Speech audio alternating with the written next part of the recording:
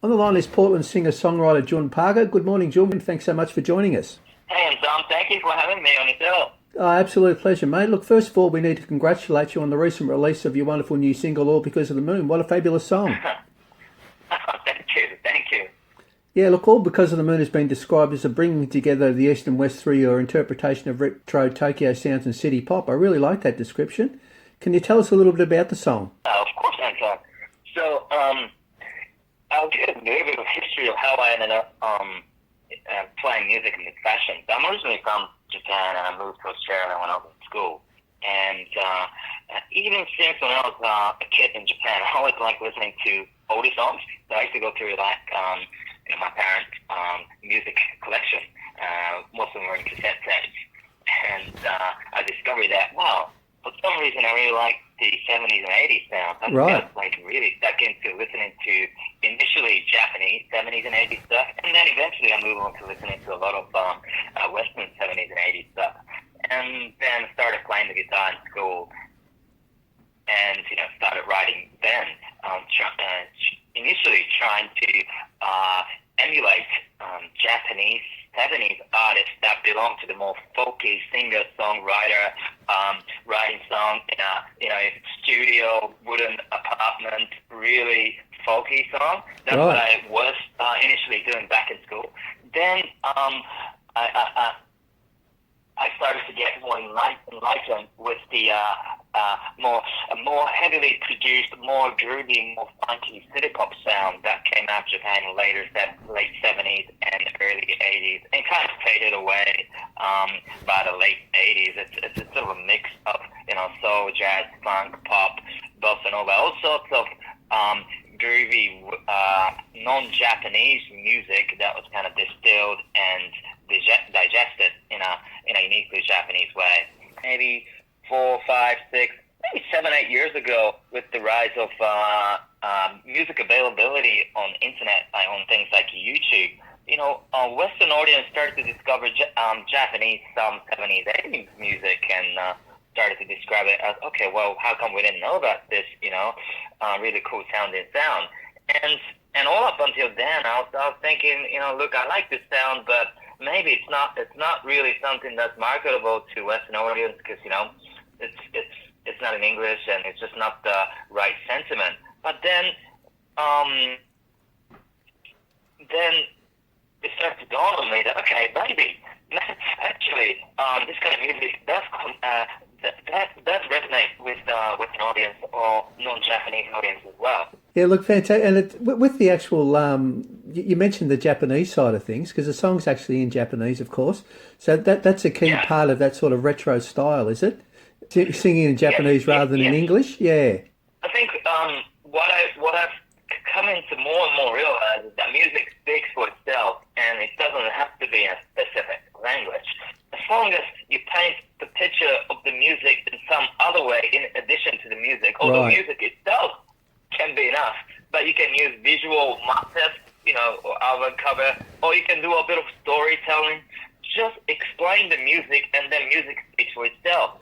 Yeah, look, I think the Japanese lyrics work beautifully on it, mate. Congratulations. Fantastic stuff. Look, have you actually ever thought about you've probably been asked this question before, but actually singing the songs in English as well? Um, I've been experimenting with this idea, somebody else has posed the question. People in the music industry have posed this question as well. Yeah. Is it possible? Would it create the same sentiment? Would it be possible to sing the same song in two different languages and evoke the same emotional response Right. from the same audience? And I was like, well, that's an interesting experiment.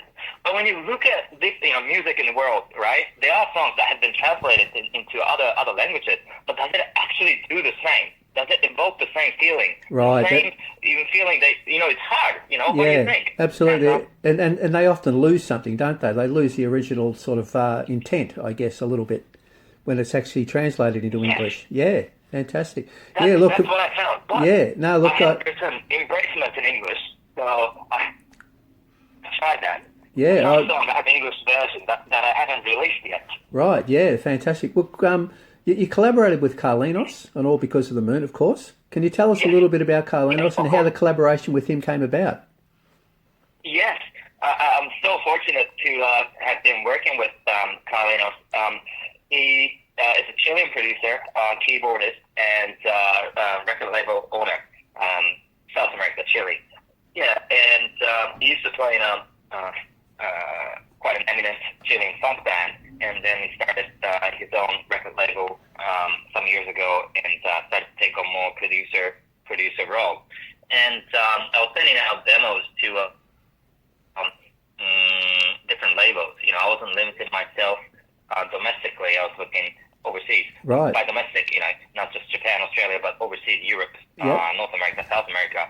And then a few labels go back to me, but I connected with Carlinos. He loved he loved the 70s and 80s, and he also liked the city pop sound as well. Right. So we started talking, and I sent several more demos to him, and I said, okay, let's work on this song. And that's how the collaboration started. October last year. Yes. Great. Yeah. And so fortunate to be working with somebody across the world with the same vision to create a Japanese urban song from rural Australia through South American record label. It's an incredible sort of a combination, an incredible outcome from it all, isn't it? Amazing, really. All Because of the Moon is being released in Japan shortly, of course, in all major Japanese record stores. How cool is that? Yeah. I'm really excited about that too. I bet you are. Yeah. It's being released on Tanzaku CD Day, I believe, which is on the 7th of July. Yes. Yeah, can you tell us a little bit about 7th of July. Tanzaku CD Day and your involvement in it as a featured artist? Yes. One thing about Tanzaku City is I want to know whether it was actually ever a thing in Australia. Was it ever a thing in Australia? Look, I certainly can't recall it. I'm not familiar with it all. I mean, maybe it has been, but certainly not in my experience. Yes, so Tanzaku City was this format that was popular in the late 80s and the 90s, and suddenly disappeared essentially in year 2000. It was a smaller size, 8-centimeter CD that could hold up to 20 songs, 20 minutes, and generally included just a song, a single release, and a coupling song, and karaoke versions of those two songs, and contained generally 4 tracks. And it was usually released together with an album or before an album, just to sell the single. Right. And it was generally sold at a third of price of the album. So usually 1,000 yen. You know, it's like $10, as opposed to an album back in those days, $30. Right. And at the height of its production, in 1 year, over 100 million Tanzaku CDs, the 8-centimeter CDs were produced. Right. But suddenly, just disappeared completely.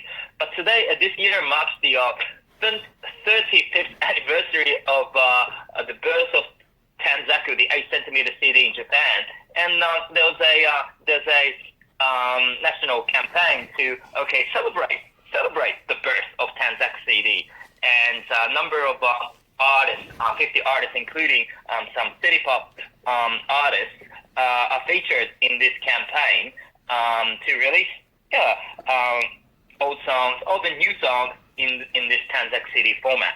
Right, fantastic. And when you actually mentioned the thing about the size, and look, I do recall that there were many, I think we called them mini CDs here in Australia, but certainly the Tanzaku part, I can't recall that. But what a fantastic thing to be involved in. Yeah, look. Yeah, it's quite exciting to see what is old becoming new again, you know. Great. Look, we mentioned Embracement before, your earlier single, Embracement, and you said that you're actually doing a version in English. With, look, absolutely love it, the original Japanese version. I believe that in addition to Australia, it received airplay overseas, which is a great, in Japan and also other parts of the world. Yeah, so that thing was released July last year. Right. And I was back in Japan at the time, and I was lucky enough to receive some radio features over in Japan, appeared in a show in Shibuya, Cross FM. So right in the heart of Shibuya, they have this radio station with a glass window so that any passerby could just sit and watch the interview. Great. Yeah. So that took place, a few other radio shows as well when I was there. Great. What in relation to and Embracement's coming out? The English version's coming out fairly shortly, is it? Well, I can't promise you when it will be coming out. But it will be. Yes, but it will be at some point. What? It will be at some point. Yeah, looking on the subject of future releases, are there any plans in the pipeline? I might be jumping the gun a little bit here, but for an EP or an album perhaps from Jun Parker? Definitely. I've been talking about this for almost a year and a half now that I'll be doing an EP or an album. Right. In some way, the Tanzak CD is a compilation EP. It contains 4 tracks, 2 of them which are unreleased versions of my previous tracks. Okay.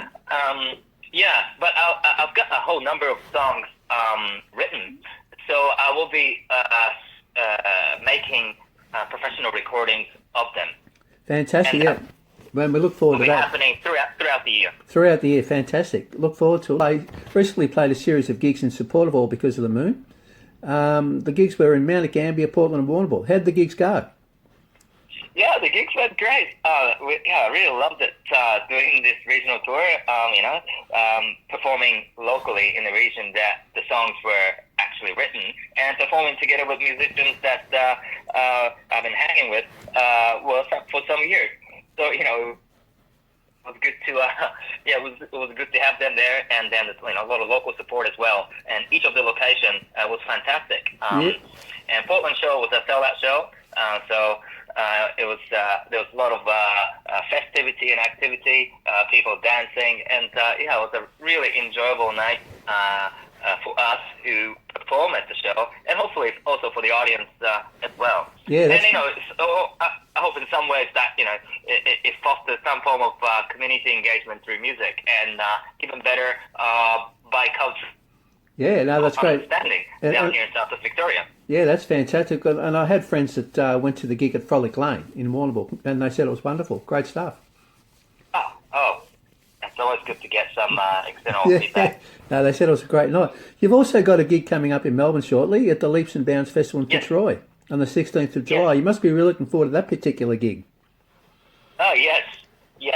That's going to be another great one as well. At Fitzroy Town Hall, 16th of July. As part of the Leaps and Bounds Festival. I'm also part of the there's an organization called the Boite, spelled B-O-I-T-E, but pronounced as Boite. It's a cultural music organization that's been in Melbourne for over 50 years that supports culturally diverse music and artists. And they've been running this. This is their second year. But supporting culturally diverse artists based in Melbourne and Victoria through professional development and other networking opportunities. And I'm one of the 15 artists for this year. There are 14 other culturally diverse artists as part of this program, and we'll also be performing at the same show. And it's going to be a really good showcase of all sorts of different types of music from really all over the world, and also from Australia as well. Look, in regards to music festivals, you also have, of course, collaborated with a well-known Japanese retro-style animator on a music video for that iconic festival, the Melbourne Japanese Summer Festival. Can you tell us a little bit about that too? I wrote a song for Melbourne Japanese Summer Festival in 2022. Right. Melbourne Japanese Summer Festival is the largest Japan-themed festival in Melbourne that runs every year, and there's lots of cultural workshops and cultural activities and performances.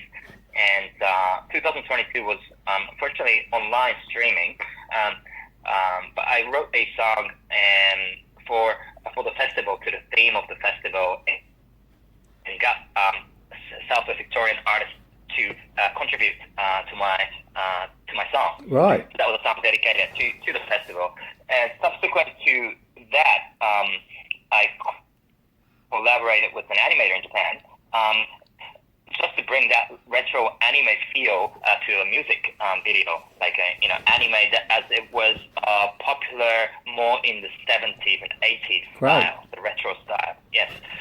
Then a third release I had was a Dancing in the Dark. That's where I collaborated with quite an eminent Japanese synth pop producer called Seiki Sato. Well, thanks so much, Jun, for joining us today. It's been an absolute pleasure.